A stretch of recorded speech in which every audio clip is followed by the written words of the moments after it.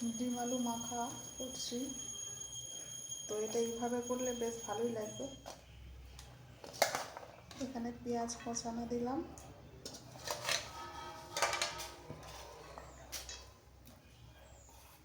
আর এখানে শুকনো লঙ্কা তেল দিয়ে ভেজে রেখেছিলাম, এটা দিয়ে দিলাম।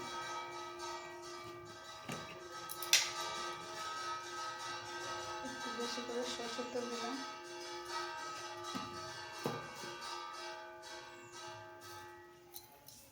এই যে নুন দিলাম,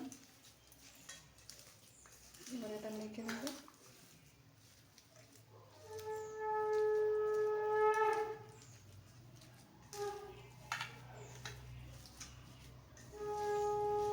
এইভাবে খেয়ে দেখবেন, বেশ ভালোই লাগে খেতে।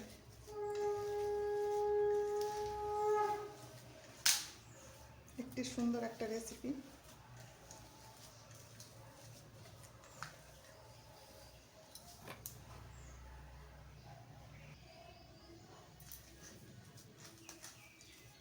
ডাল আর এইভাবে আলু মাখা করলে বেশ খেতেই ভালো লাগে। তো আজকে আমাদের ডাল হয়েছে, সেই জন্য এই রেসিপিটা বানালাম।